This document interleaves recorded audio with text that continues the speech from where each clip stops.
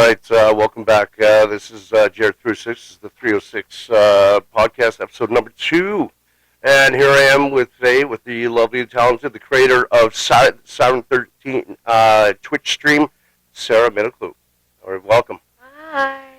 Okay, so let's start off. Where were you born? I was actually born right here in Saskatoon. I was born at St. Paul's in 1990, so we were like one of the last ones. Okay. Oh, yeah, that's before everything went through city. Yeah, exactly. Mm-hmm.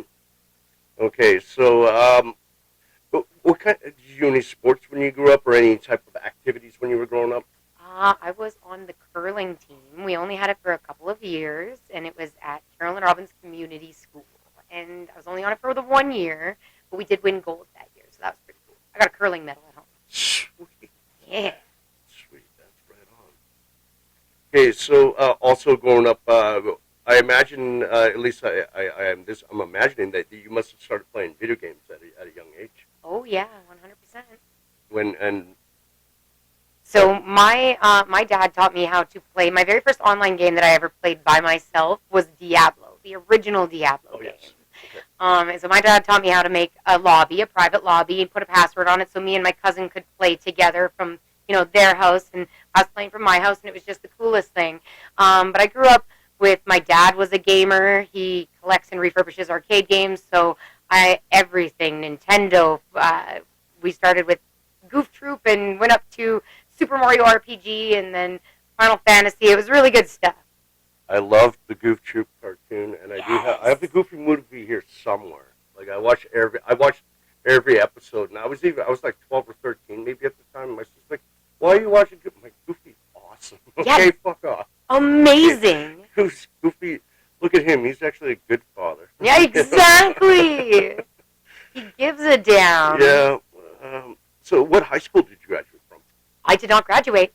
Okay. I went to Mount Royal for grade 9 and 10, and then I did a year's worth of traveling in my high school. I went to my first semester of grade 11 was media school. It was the very first semester of media school in Saskatoon. So they did something called outdoor school, and I don't know if you remember anything like that, but then one of the guys from Evan Hardy was like, "We're going to make something like outdoor school, but with cameras." It's an absolute gong show, total failure. The guy did not know what he was doing, and we literally got called the semester they don't talk about. Yeah, it was bad. That's even more interesting than graduating there, right there. No, you know what? They didn't have outdoor school when I went to high school, but when I read about it, I was like, yeah, I would have signed up for that immediately, because I'm just one of those guys that, like, it's hard for me just to sit and listen. You need to be up, moving around. Yeah, I got exactly. You probably have the ADHD more than I do. Look at you. You're moving more than I am right now. But yeah, exactly. Exactly. I know exactly what that's like. Okay, so then I'm okay. So that answers the next question. Listen, you didn't study any further than high school. Then, Oh, no, I did not. We've taken a couple of, like, animation course and, like, some online stuff for drawing and getting into doing animation and stuff like that, but I never pursued it. That's actually really, really cool. Where did you take that at? We did the Vancouver Art Institute, but not like Van Arts, like it was a knockoff one. I see what you mean. Yeah, and Okay, we so did it something all around here, online. 'cause you have to go to Vancouver for that. So, yeah. We did it actually like all on the computer, but it wasn't like Van Arts. It had a very similar name, and it was essentially like a knockoff from Vancouver. But everything was taught over the computer. It was like a Skype class and stuff like that. It was good. It was good. It's cool. That's really cool. Now we can dive into some deep shit here now too. Now I'll start off that as someone who has dealt with mental illness all my life. I mean, my medication is just around the corner in the kitchen right there behind you. I know I've dealt with this, and I even denied it until I was near 30 years old. At what age did you realize that there was something that you were mentally ill? That there's something that needs to be addressed? That was rather early, I think. Now it was getting people to listen and think that I'm Yeah. not just a teenager who's, just being a teenager. No, Yeah. I was probably like 12, 13. Yeah. I just came home. Whenever I was by myself, I was crying. I had a lot to deal with. I had a really intense childhood. So when I got into high school and I started to actually have the chance to interact with more people outside of the very limited interaction that I got in grade school, because like I was a outcast then and I'm an outcast now. Join the club. Yeah. Right, exactly. But once you start seeing, like, Mount Royal was such a massive school, so I had interaction with so many more people, and I'm like, these guys are all just doing it. They're just doing it, and they're not crying in the bathroom, and they're not all alone. Like, I'm having a problem. So I started talking to counselors and stuff out there, and it was, you have depression. And I was like, well, I kind of figured, but there's got to be something more than that, right? And so we went through a lot of back and forth, a lot of different doctors. I had my doctor. I talked to a bunch of different counselors, and then I got put through eventually to a psychologist, who was the first person who was ever actually able to help me. It was a psychologist. Yes. Yeah. That's true. Mm-hmm. So, at first, how did this actually make you feel about yourself? Well, because I knew that the moment I realized what happened to me when I was younger was not okay, was the moment that I realized that nothing was okay anymore. Like, nothing was okay. Nothing was ever okay. Yeah. And I needed to figure out how to deal with that. And instead of dealing with it, I turned to addictions and partying and, oh, well, it wasn't that bad, and making dark humor jokes. And I still do that, by the way. That's how I cope. I think it's great. Dark humor is great. Like, Uh-huh. look up Anthony Jeselnik if you ever need to know how dark people can get. I love it. He's great. But, like, I Band-Aided a lot before I actually Yeah. accepted do. it, right? Well, I think we do. Nobody wants to think that there's something in them that is inherently broken, right? Like, we're all just a little damaged, not necessarily broken. Yeah, I went through phases where it was like when I was in elementary school, I knew that I thought there was something wrong with me because of the way everybody would always pick on me, Mm-hmm. and how I lashed out was just simply I would punch people, and then, Mm-hmm. that made me feel good for a while. Then I was told that you're not actually supposed to do that. Unfortunate. Whatever. Then when I was in high school, I denied it. I just everybody else has a problem, but I also well, that's when I played football. I was on the wrestling team. I did that, and because in my senior year, I was ranked third in my weight category in wrestling. So I really you develop a bit of a self-esteem there, and also if anybody tries to grab you, do roll them or whatever. Exactly. So, but inherently there was still something there. It wasn't until I was in university that I actually went for help, because this can't go on. Just sooner or later, there's a point where like this can't go on any further. Something's got to give. You have to do something about that. Mm-hmm. So let's see. There's a few things that you talk about on your stream. We'll get to your what you actually do on your stream, but things that you talk about with mental health. You always put these in the headings, the hashtags. Tell me about borderline personality disorder, because I don't know much about this. Okay, so for me, again, talking about misdiagnosis, it's because borderline personality disorder has a ton of criteria, and really they just look like a bunch of mishmash of other symptoms from like other things. So it can be misdiagnosed as depression, anxiety. My mom was unmedicated bipolar growing up, so they automatically thought, oh well, bipolar, but bipolar has mood cycles. Right? I know all about that. Okay, I don't have that. Yeah. I have that mood cycle 100 times a day. I have, I could be on top of the world feeling like I'm God, and then the next minute I'm lower than dirt. Everybody hates me. The world is out to get me. And then I'm like, oh, everything's the best, and it happens like that. I can go from a split, for example. Somebody that I really love, one of my best friends in the entire world, they always say, I love you. And then today they said, love you. There was no I in front of it. They hate me. They've always hated me. They never loved me. And the feelings are so visceral and real, they create physical reactions. Dealing with, I always thought that I had trouble dealing with authority. Well, one of my triggers is when I'm trying to explain myself, I have a fear of nobody believing me. Because I told people what happened to me and what people did to me my whole life, and nobody believed me. So picture being in a situation, I worked in commission sales, and so you're arguing with somebody over a $5,000 sale, and your boss goes, okay, give me your side. And your body goes, I'm in danger.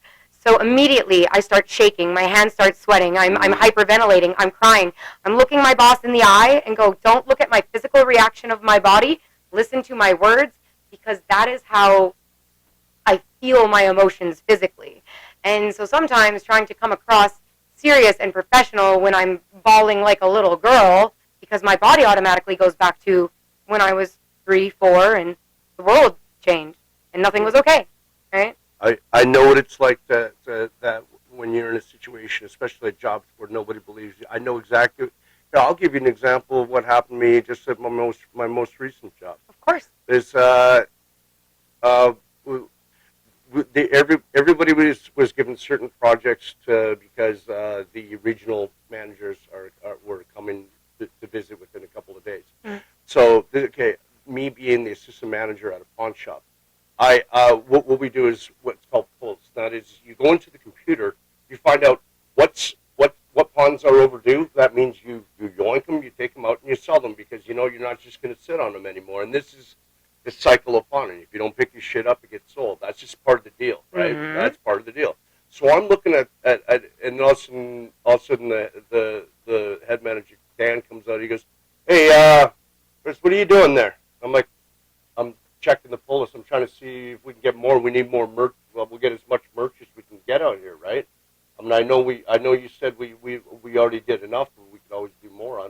You gave them projects." He's like, "Oh," and he walks away. What the fuck was that all about? So go to the back there with Dan. What the fuck's that all about?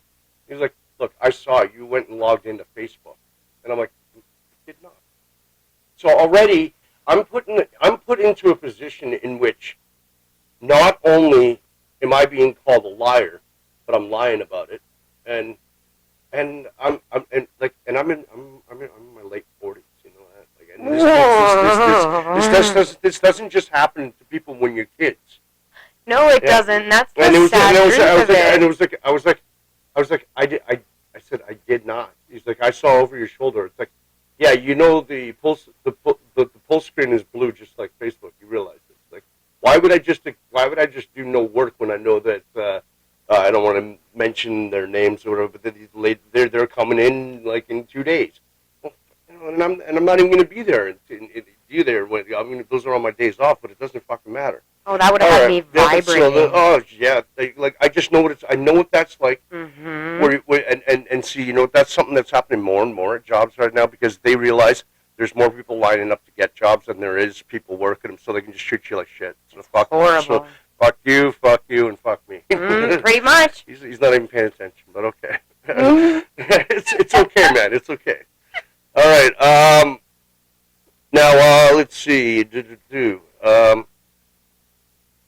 Tell me a little bit about what complex post-traumatic stress disorder is. I understand it to a certain degree. Okay.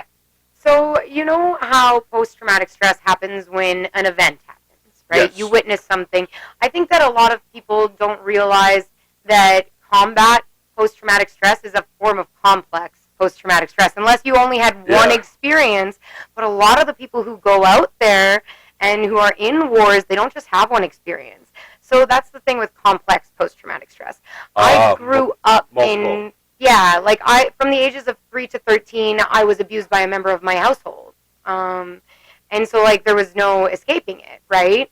And that is something that when you grow, when your brain is forming around these traumas, that is what complex post-traumatic stress is. Like, I didn't know what love was until way later. It must be a rather, like you're saying, it must be a rather complex thing, because of the fact that when these things happen to you, when your brain is still developing as a child, that's what makes it tough.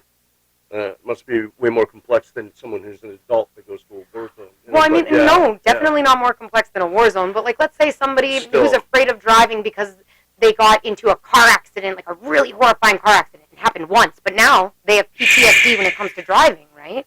But it was only one time. It's the thing, you can have PTSD from anything traumatic. Well, and that's exactly it. Complex PTSD comes when it has happened so often and so long that it becomes just a part of your existence. So it's like, that's like, it must be hard to live, because every time you go out there, something's happening, or when you come home, something's happening. Okay, I get you. You've been very vocal on your stream about and on your Facebook about weight loss. I want to make sure I say this lightly. Oh, go ahead. How did being overweight affect your mental illness and self-esteem? Food was my first addiction, actually. Food was how I coped with it. I love food. I loved food, not because it tasted good, not only because it tasted good, don't get me wrong, I love good tasting food. But I loved food because it filled a void. And, like when you have a cigarette or a drink, how it gives you that warmth, that was what food did. I was sad, food make happy. So the science of addiction is if this, then this. And if you do it enough, that's what your brain creates the channel for, right? So mine was food. Because I was being abused and I had no escape from it, when I was home alone, I would eat and eat and eat. And then I would be sad because I was overweight and people didn't like me because I was, there was a whole reason why I had the bullies that I had in school, and it did not just have to do with weight. I got to jump in here. It's got to be worse. It's worse now that there's like online and stuff, like the way that people, they love to just body shame and fucking anything. Like I could only imagine if Facebook was around when I was going through elementary, when I was getting bullied, how bad that shit would get. Oh, there's a reason that there's childhood epidemic with self-harm and all of that, because nowadays there's no escape. And I mean, like, I didn't have necessarily an escape either. I had my bullies at school and then I had my bullies at home, but at least if I wanted to go hop on, the internet, play my Diablos, it was like I got to play with my cousin. I didn't have to deal with everybody else. I didn't have to deal with the toxicity that is out there everywhere now. No, right now I get called AI. It's my before and after pictures. That's not real. That's what I have to deal with, which is strange. Oh, Jesus. Yeah. Yeah, that's deep. That's exactly what I was talking about. It's like people online they'll find a way. Yeah. Oh, it's been ridiculous. Yeah, trust me. It's bad enough when you're in sports chatting about say CFL, or who are the two worst groups? Professional wrestling fans and Star Wars fans. They'll fucking turn on you for anything. Oh my gosh, I know. Yeah, they're the worst. I try not to see. I try to read, but not say too much in the pro wrestling ones, because man, when you get into stuff like. Oh, I know. I'll give you an example. I did an experiment while I was working one time. Mm-hmm. I told this guy Justin is not even a wrestler, and I said, you have no idea how rabid wrestling fans are. Like, what do you mean? I goes, I bet you I could write anything right now, and immediately we'll get hundreds of hate. Oh yeah. He's like, yeah, really? He's like, he's got that meme generator, right? Oh, so he has the meme. You ever seen the meme where Mr. Bean is cheating on the test? Yeah. So I put above Mr. Bean, WCW, and the other guy, WWF. And so I put that up on the Attitude. Oh my! I'm telling you, I counted less than 3 seconds. Oh my God, that's beautiful. It's so, and that's what people are. That's what people are online. These warrior keyboards, they wouldn't say that shit to your face because they're not really like that at home. This gives them the opportunity to just be outright dicks and hurt anybody because they don't know them. See, I live for people like that. There's one thing that I used to do as an outlet. I'm a bullier. I'm a bullier. Fair. Yeah. I do that too. All right? And I don't, okay, we're not going to go like, I don't go looking out for people to bully me so I can bully them. No. It's fine. People have bullied me my entire life. If people come after online, you're gonna go double down, right? I just love it when I see somebody being mean to somebody else. Because then I can step in and be like, I'm going to give you a chance right now. I'm going to give you a chance to take everything that you said back. Right. And then if you don't, I'm going to tell you why you are wrong, and I'm going to make you regret ever being mean to this random person. No, I don't know them. No, I don't. But this is going to make my whole day better. Either way. Because either I'm going to get you to apologize, or I'm going to get to embarrass you. There you and go. That is fun. I like that. Right on. So, let's see, you already went through that. Let's see. So can I ask you, what was your rock bottom moment? Because I know mine, but what was your rock bottom moment? Well, I was a raging alcoholic prostitute sitting in a bathtub full of cold water with half a bottle of Jack Daniels in my hand, crying, going, why, dear God, why am I still here? And that was my rock bottom.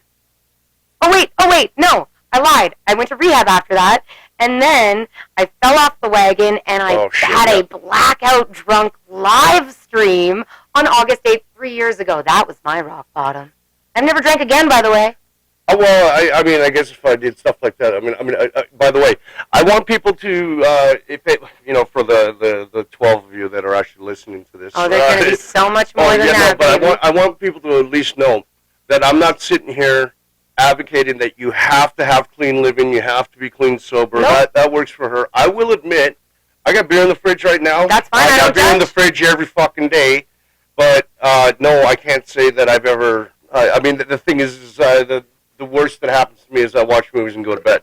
See, and that's the difference between having a problem and not. Like, I had a problem. See, that's fair. Yeah. Because I actually have a limit of how much I will drink. Oh, I don't have that. Some people don't have that limit, and that's where it becomes a problem. That other thing. Well, alcoholism.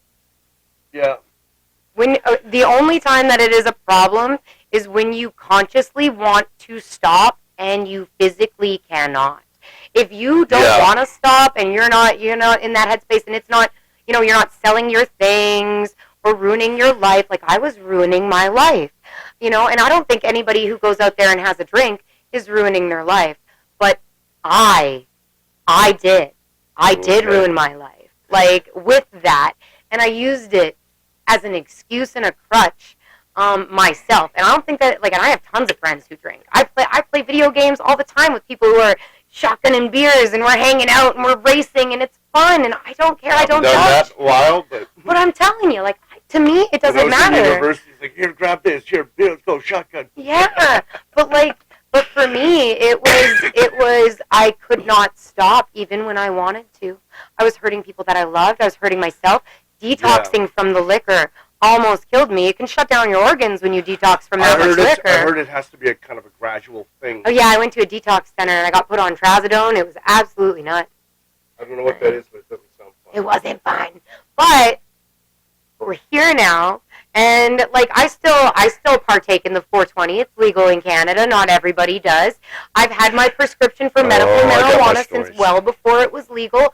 That comes back to when I was being over-medicated and misdiagnosed, they tried to add more pills and just throw more pills at me. So I was like, can we just get a little flour in here, please?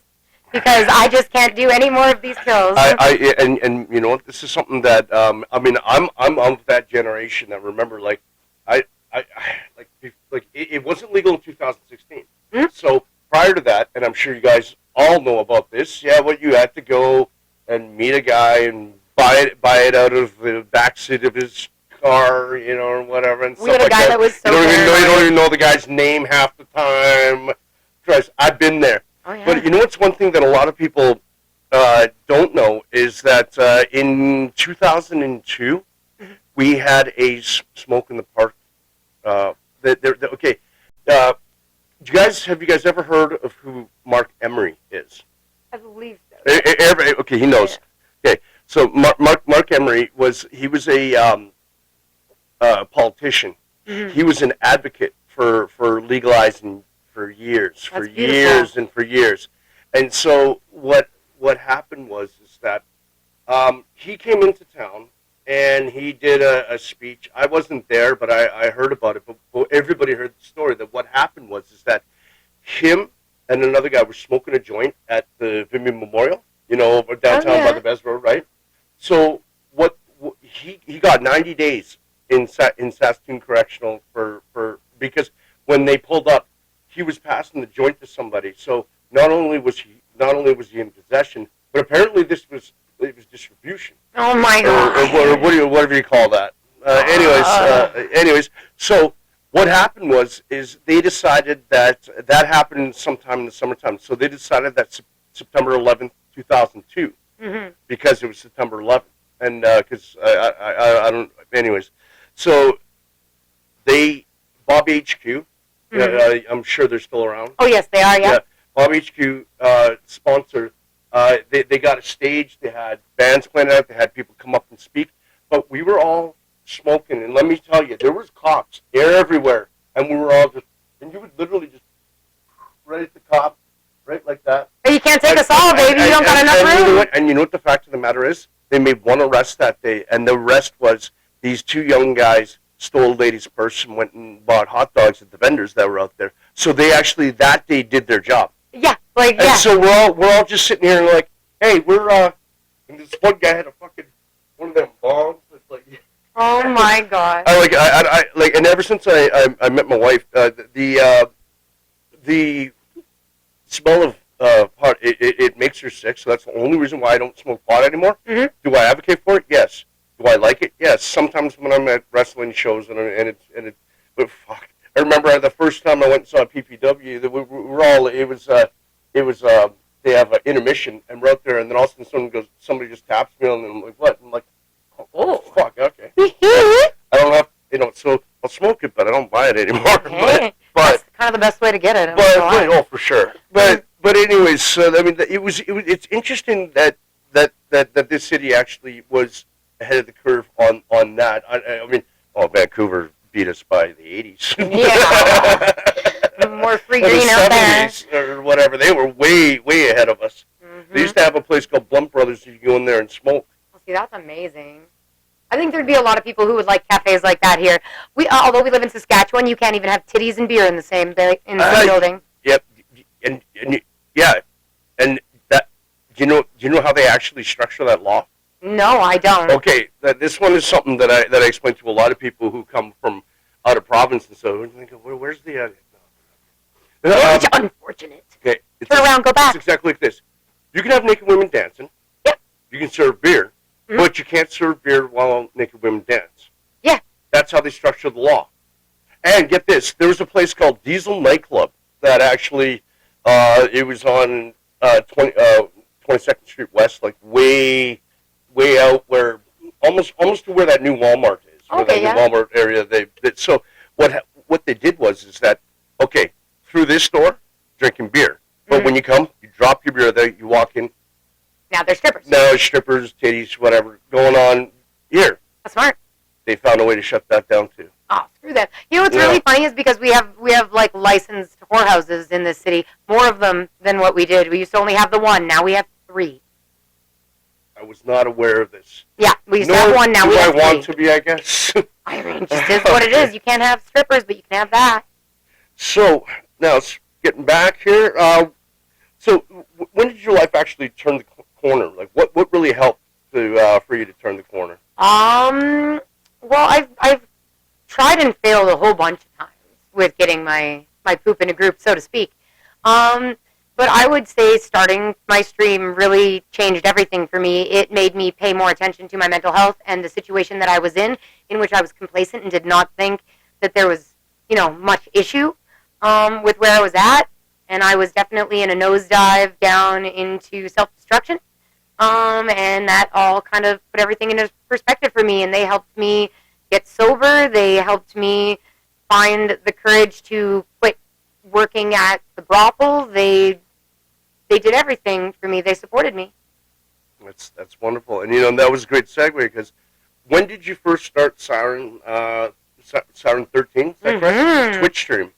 That would have been, I was started as a viewer, actually. So originally in like 2019, me and my husband tried to do like, he played video games and I would talk because he's a trophy hunter on PlayStation. So he's like, he loves to platinum trophy games. Okay. Which means do all of the achievements, right? Oh, and, yeah. And it did not work. It was very, very low tech, very, very new. And then I had my mental breakdown after like April 2021 is when everything kind of fell apart. And then I think I started streaming in 2022, end of 2022, because actually my friend Courtney was streaming and they were making friends and meeting people, and I was like, I would really like to do that. I was very isolated. I worked 12 hours a day, 6 days a week, and every other moment that I was awake, I was drinking until I passed out, and then we did it all over again. I needed to talk to somebody other than a John or a bartender, so we started streaming, late 2022 to make friends.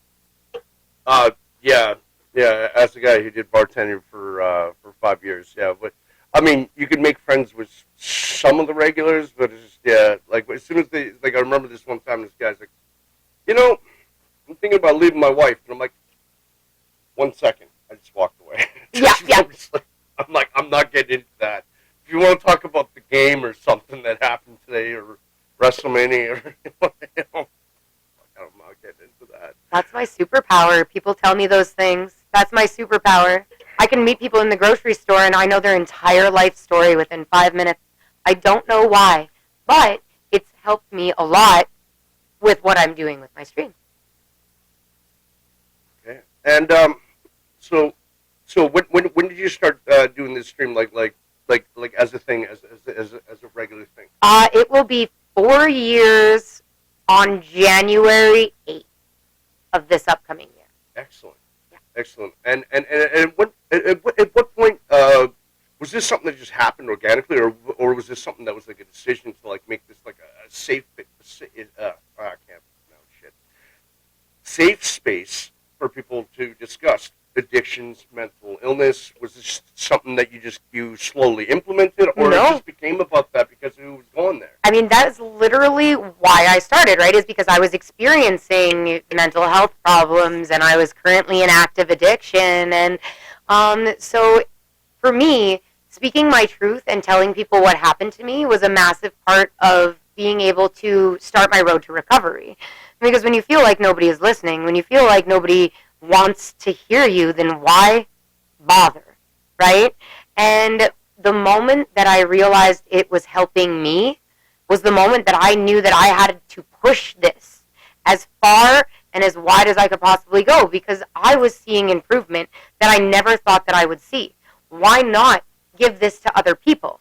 Why not tell them, like, look, just come here. Like, we didn't even have to do anything. It just happened because we had people that wanted to listen, people that gave a fuck about each other when nobody else did, nobody cared.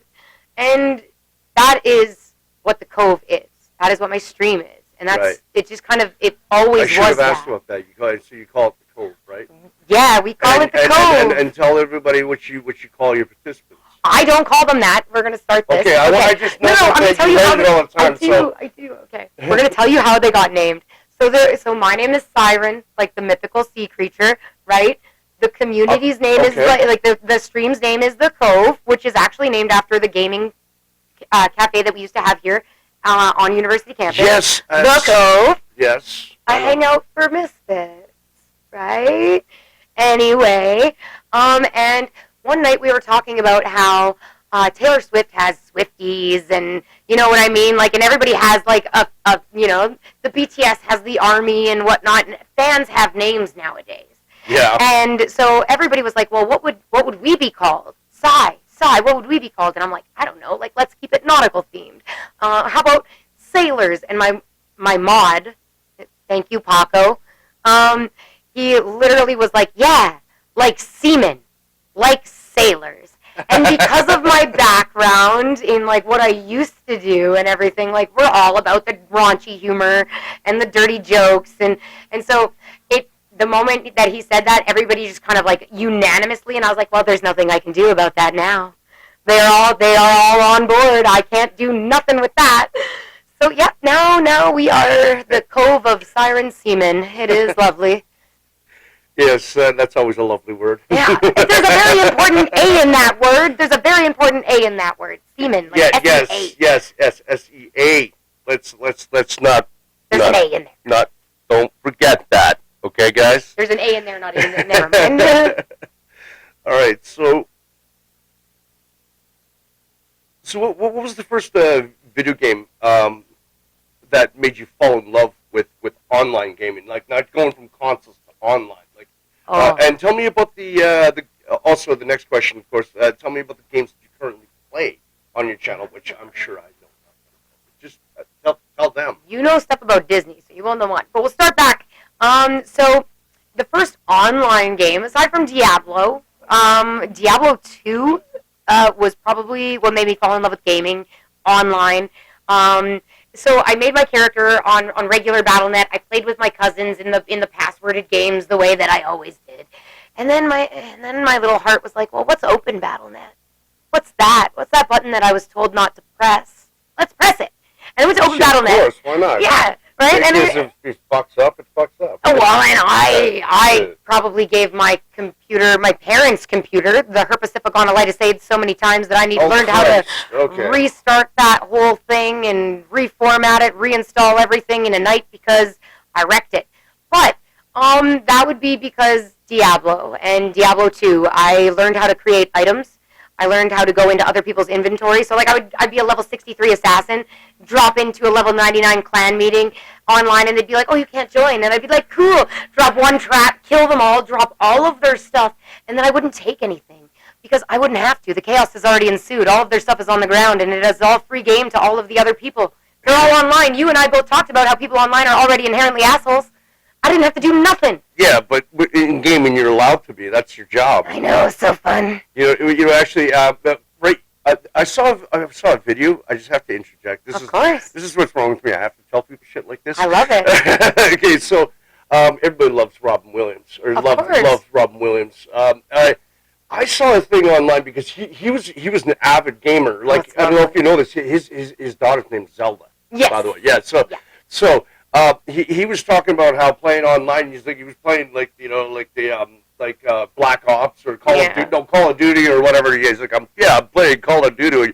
You wouldn't believe how brutal it is out there nowadays. Because you play boom, boom, boom, boom, and then you're dead, and then all of a sudden you hear this little voice on the other end going, "You're my bitch." It's so true, though. The fuck is the kids? The kids can hours and hours and hours. They're way ahead of us. Oh no. It's so true. And now they've added ahead of people like me that would start gaming and be like, I'd be getting shot down by fucking 9-year-olds left, right, and center. Well, and now they've added proximity chat, so like when you get close to somebody, you can hear them. So like people will drop by and like run by you and be like, "You're a bitch." Yeah. And you're like, where did that even come from? Yeah. No, it's ridiculous. Mm-hmm. Oh, and for games now, Marvel Rivals. It's a hero shooter game.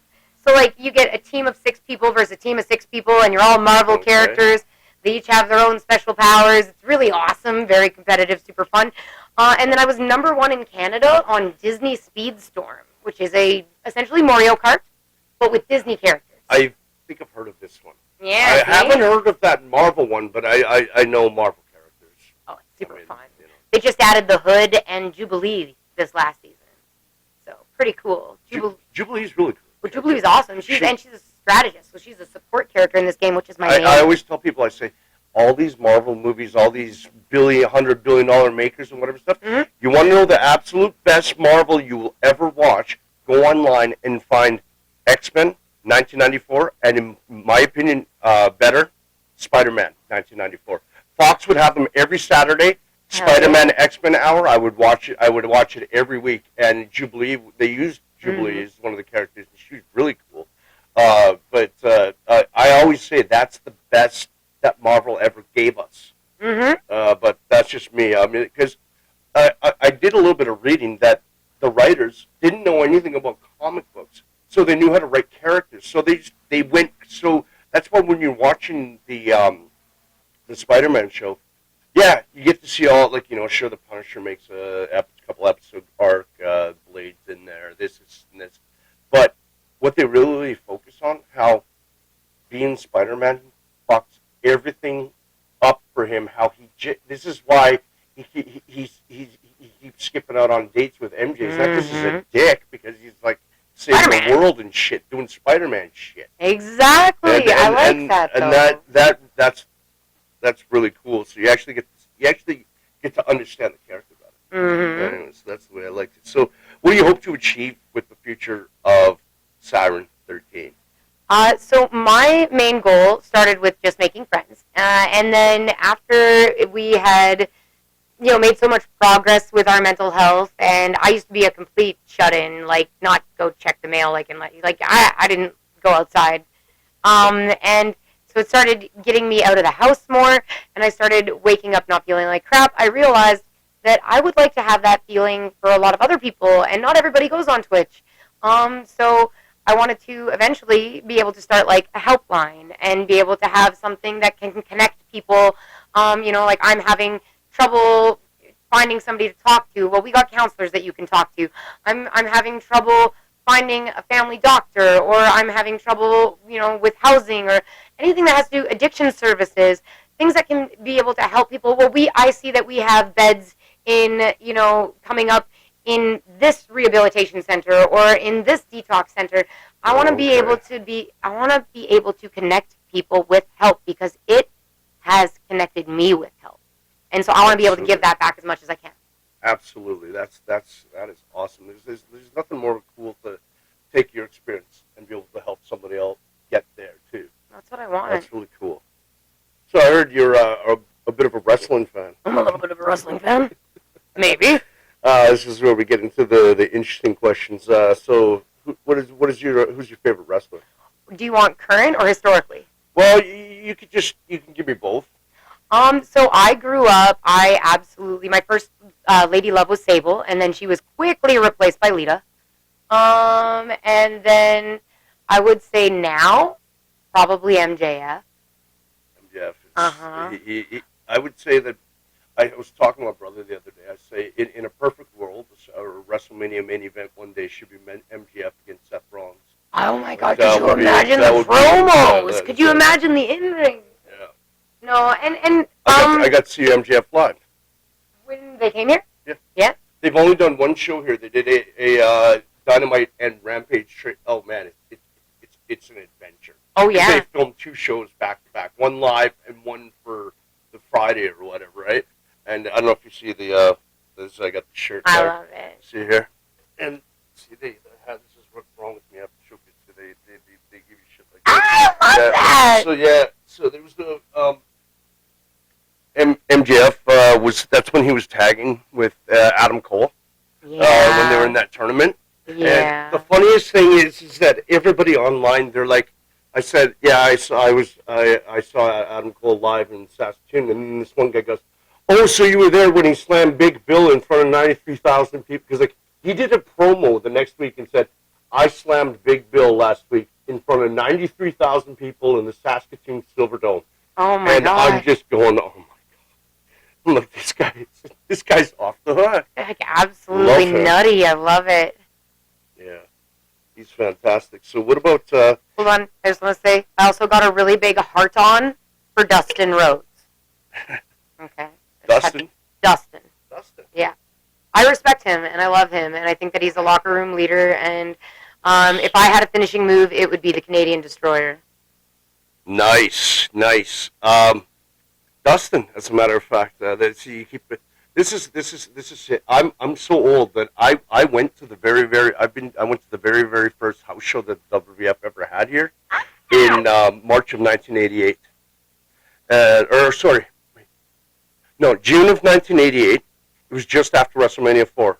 Main event was Randy Macho Man Savage against the Ted DiBiase when Randy Savage was champion. But in 1997, this is what's great about going to see shows, but it's also what's sad when you look back on it. I got to see Goldust against Brian Pillman, September 1997.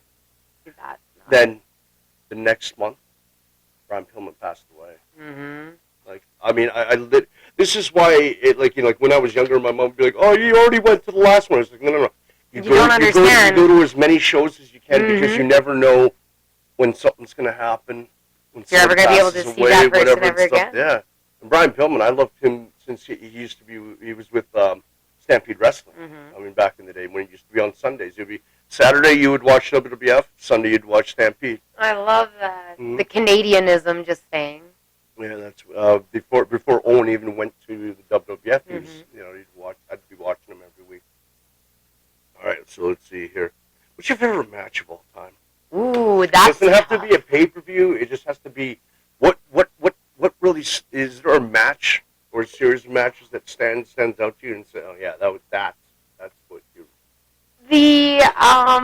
The Swerve Strickland and Hangman Adam Page in the cage with the syringes in the cheek and Swerve Strickland taking that bump on that real cinder block, watching his whole body fold around it like he was a little water balloon and it was just a fucking cinder block.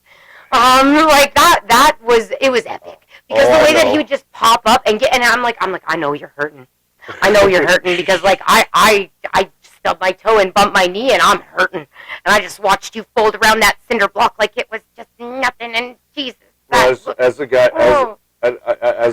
that was at one time in my 20s, I was a professional wrestler on the Canadian Independent Sunday. Hell yeah. Pro Outlaw Wrestling, which is where the guys that run PPW were training. He like that guy. That's my buddy. That's why I'm into PPW. Because that's I'm going to PPW coming up on it's the 14th. 29th. 29th. Oh, I'm thinking of the one in Moose Jaw on the 14th. 29th is PPW. I have been spending a lot. Lots of wrestling coming through here. I'm from so excited. Groups. But yeah, it's just like, but when you see a guy get slammed like that on a cinder block, my body hurts because I know I'd be dead. Oh I'd yeah, be fucking dead if that ever happened to me. Right, watching Darby Allin do anything. Darby Allin. I got to see Darby Allin live. Absolutely amazing. He was fantastic. He was tagging.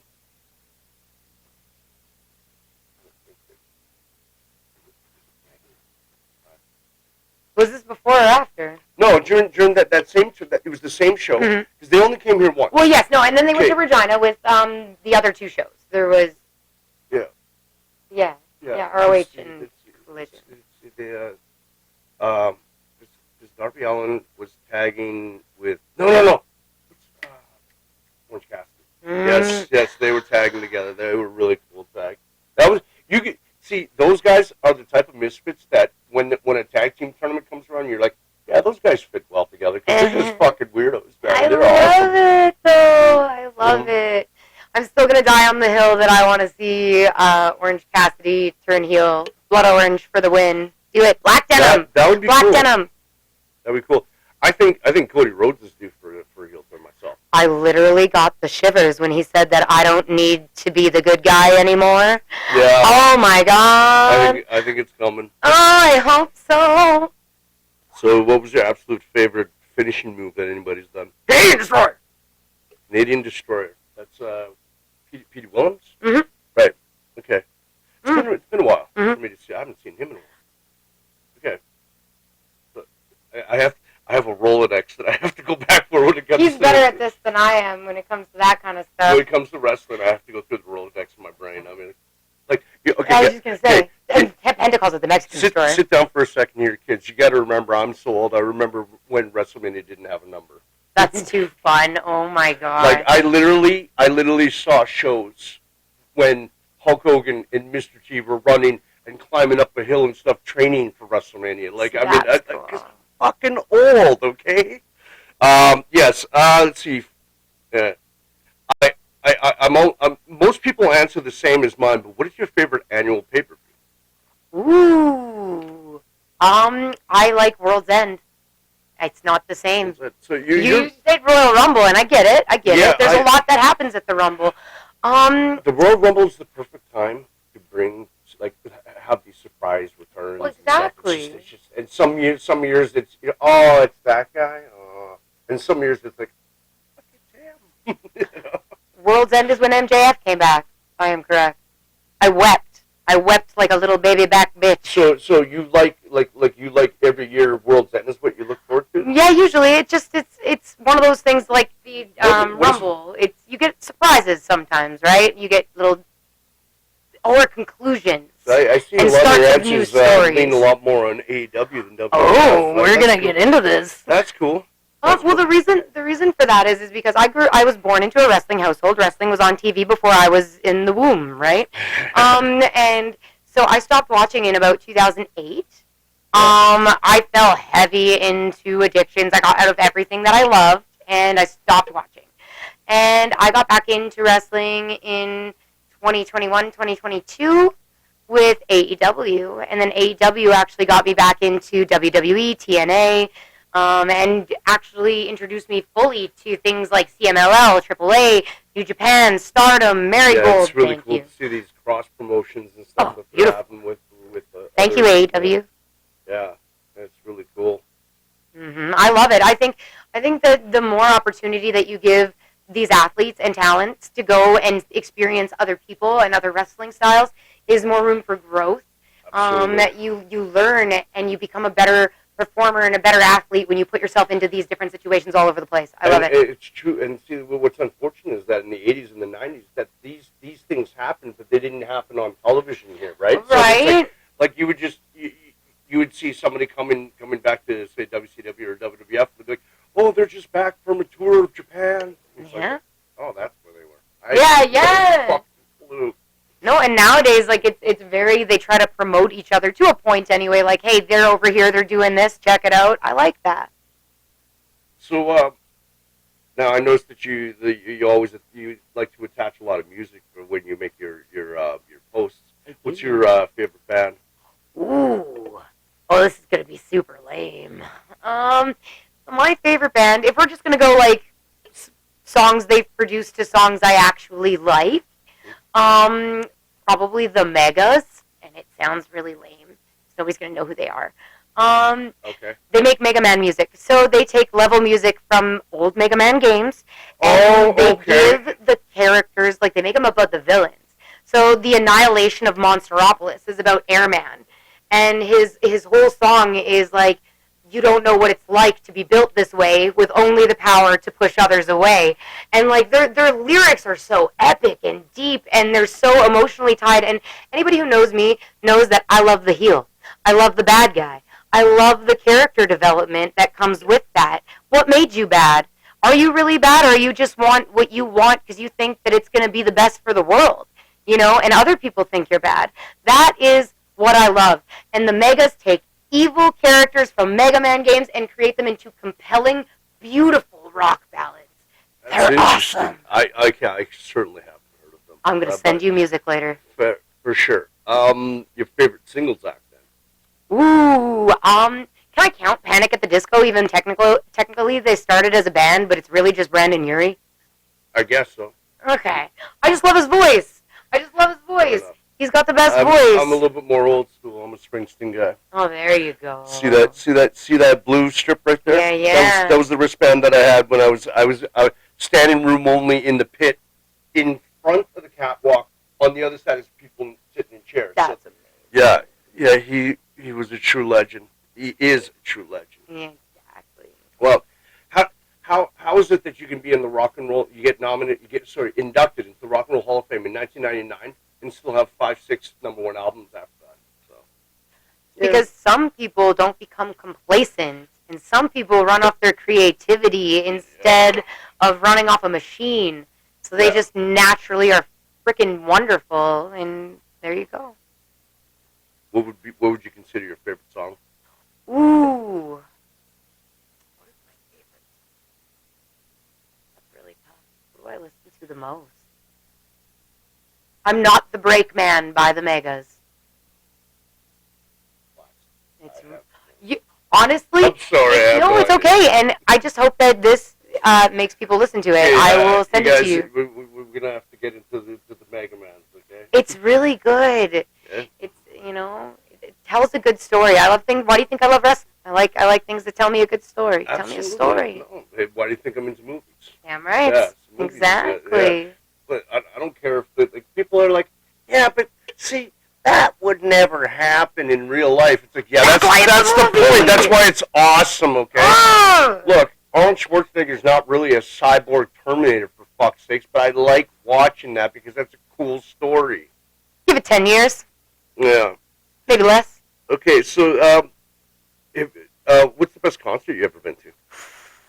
I went to Hailstorm with my dad, and it wasn't a big show because I saw them before with 3 Days Grace, but they had a show that was put on by Rock 102 at the Lucky Bastard Distilleries. It was like 100 people. I think I heard about this when it was being advertised. It was amazing. I won tickets from the radio thing, and I got to go with my dad. My dad is my hero. And we got to meet them, and my dad has hair down to his butt, and she hugged him, and she pet his hair and said, I love your hair. And we got down off the stage, and my dad was like, did you hear that? Did you hear that? She loves my hair. Don't tell your mother. And that was my favorite show ever, because we got to sit like 20 feet away from them, and it was amazing. And they put on just as an electric of a show there in front of 100 people as they did in front of everybody in Sask Place with 3 Days Grace. And then follow that by Judas Priest, because they also put on the... Oh, you got to see Judas Priest. Oh, I got to see Judas Priest, and it was only half full. The show was only half full, and I still have never gotten an encores. opportunity to see Judas Priest. They were Believe me, amazing. I've been listening to them for years. I went with my dad. He did like 18 outfit changes, and he rode out on like 3 different motorcycles, and it was amazing. Check this out. See that little cutout? Oh, yeah? That's when when it says Rob Zombie July 3rd, Prairieland Park. That was the first time he was ever in the province. That's amazing. And in 2006, and it was opened up by Anthrax. Oh, that's and like awesome. it was standing room only, and it's literally just over here, and like basically from the door to the wall would be how far I was seeing him, John 5. Oh my God! And then of course the Gruesome tour came in 2010. I missed that one. Alice Cooper would open the show, Rob Zombie would end the show, but that was at Sask Place, of course, or as the kids call it today, SaskTel Center. I can't stop calling it Sask Place. I don't think they want to call it. I remember when it was just being built. I'm old. I'm old. Hey, that's fine. I saw Rob Zombie and Ozzy Osbourne there. That was another great show. I was at that show when he opened for Ozzy. Yes, I had like 2 kids sitting in front of me that were like maybe 5 and 8, and their parents clearly brought them because they were like, "Well, this is probably going to be your last time seeing, Ozzy before Rip, right?" Oh, Jesus Christ. But they didn't realize that Rob Zombie was the opener, and there was going to be like 7 screens of tentacle porn because there was, and so these kids got a jacket tossed over their heads, and their parents are trying to cover their eyes. And you know those 2 dancing girls? Yeah. One of them is his daughter, apparently. That's hilarious. Like, hey, body positivity. Like he's got his daughter wearing what would you call it, a swimsuit that basically comes X like this. Called a micro key. Okay. Okay, yeah. I don't know this shit. I just know I look at it and I go, damn. Yeah, exactly. What's your favorite TV show? Ooh, Dexter. Dexter, that was really cool. Have you watched any of the new stuff? No. I have to. There's so much that's being put up there. I know. It's hard for me to get around to. I mean, I get it. I make sure to watch Dark Side of the Ring though, because that's just like that. A lot of these stuff, like what they're talking about, people that I lived through this history. Mm-hmm. Like most people, like say wrestling fans these days, you'd say, "Do you know who the Renegade is?" People are like, "No, I have no idea." That was last week's episode. I remember when they said he was coming, then he came, and then I remember him leaving, and I remember him coming back, and it just not being the same, and him leaving, and then when he passed away. So just like the thing is like this is all stuff that I've lived through, and that's now they're really filling cool. in the blanks with all of the information. The real story. No, exactly. I mean, you hear that so and so died or committed suicide or whatever and stuff, and my heart goes out to all of them. But it's just when you hear the real story of what really happened, like especially like that one they did on the 2-parter they did on Chris Benoit, and see, I get a lot of shit for this, but I'll tell you what, when I was studying tapes for when I was wrestling, I studied more Chris Benoit than I studied anybody else. He is still to this day my all-time favorite wrestler, but I'm not allowed to say that. I think that that's not a fair thing to tell yourself that you're not allowed to say that. Well, no, other people okay, well then, will say you're not allowed to. No, not them up there, but the ones online. You try to. I had this one guy come at me really, really hard. You should throw Hogan at them then. Yeah. It's like everything Hogan did was okay. Yeah. But like, and it wasn't a horrible brain injury mixed with a whole bunch of other problems. Like, I don't want to get into that. I just. Just my whole point is that it's interesting to see the two parts, what went down, which I still believe there's still an air mystery about what happened there, but I'm just never mind. We're in the same boat, my friend. Forget that I even brought that up. We're sharing the tinfoil. What is favorite movie of all time?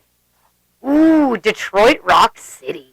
I have that, and I love that film. I watch it at least once a year. That's because it's an amazing movie. First of all, because I, like I said, there's something wrong with me. I have to tell people this. When the original Kiss got back together and did the reunion tour, 1997, May 1st, 1997, I was there, Sass Place, 20th row on the floor. I love Kiss. And not only was it was the original four.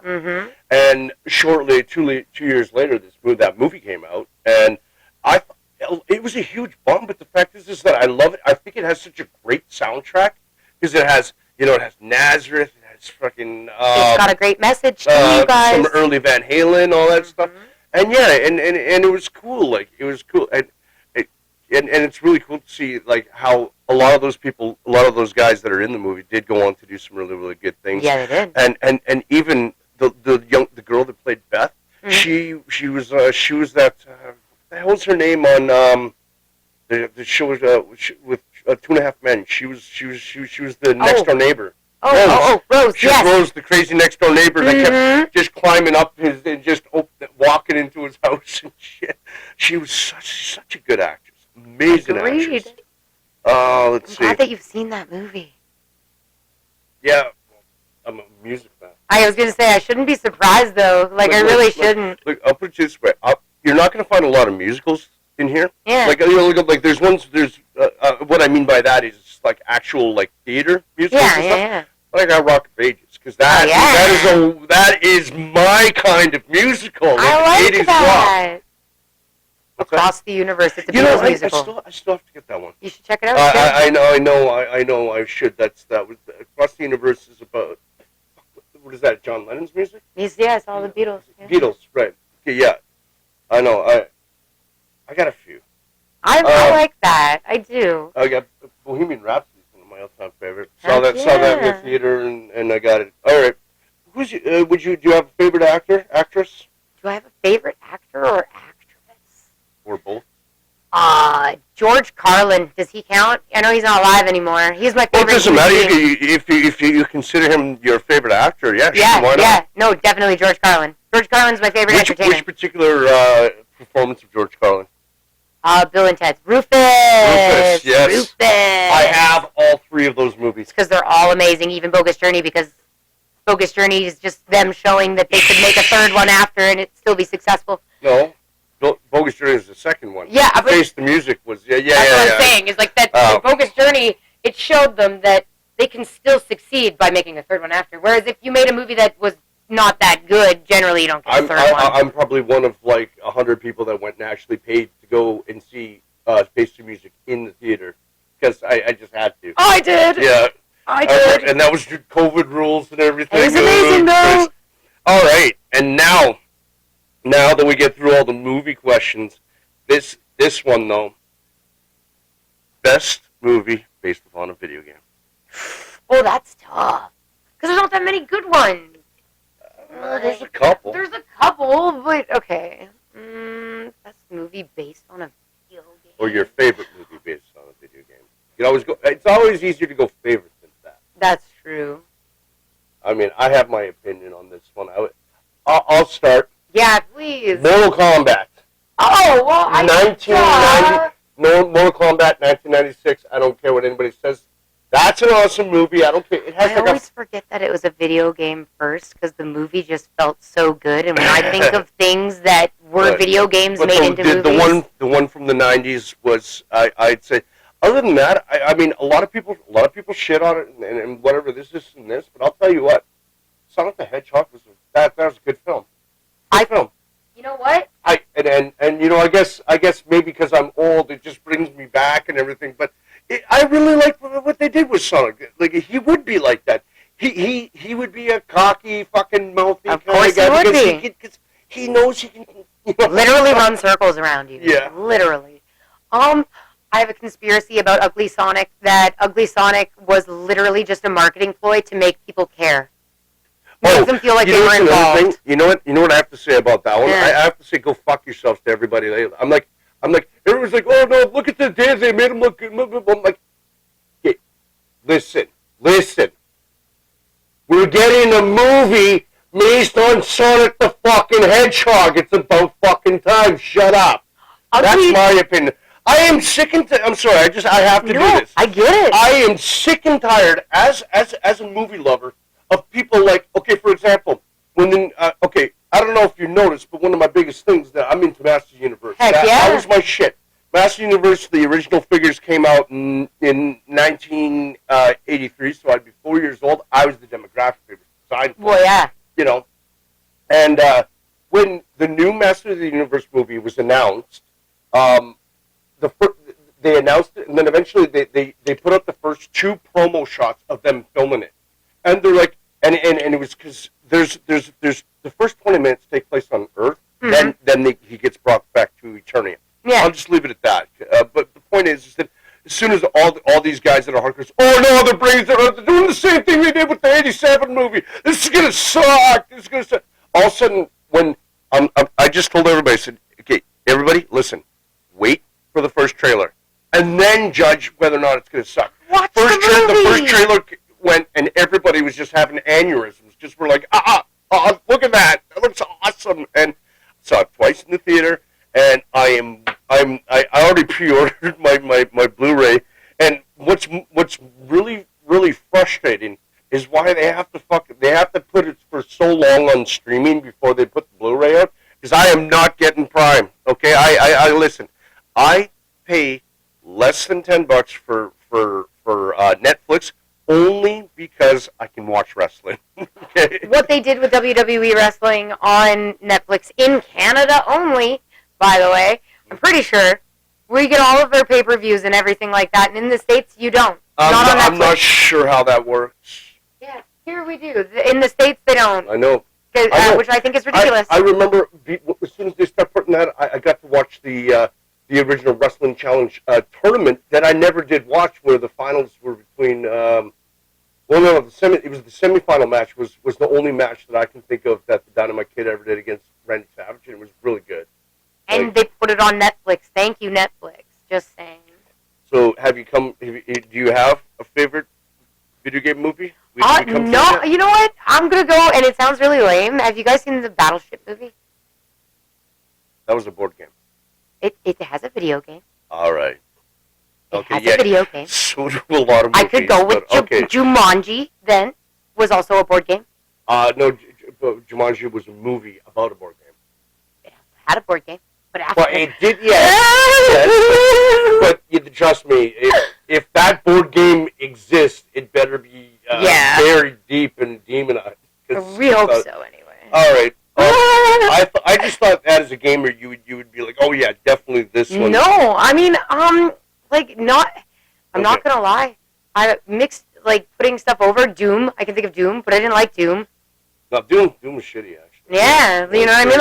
And again, I wanted to like that. So Carl Urban and Dwayne Johnson, but no, I wanted to like that one. So, but all right, we already covered what your favorite video game was. All right, this is where we come to the end.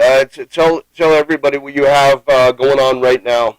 Right now, essentially, we are working on getting our channel to partner on Twitch, just so we can hopefully get a little bit more reach, and the more eyes and attention that we have on our channel, the easier it is to go out and start talking to things in our local scene.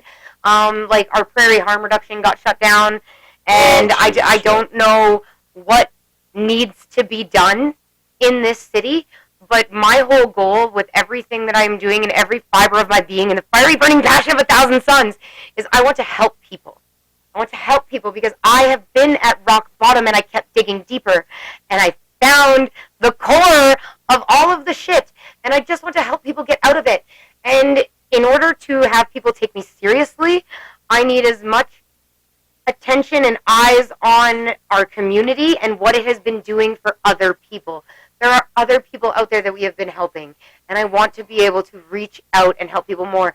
Now, we just got our very first brand deal with a very small startup company out of LA. They are called Schlumpto, which I think is just interesting.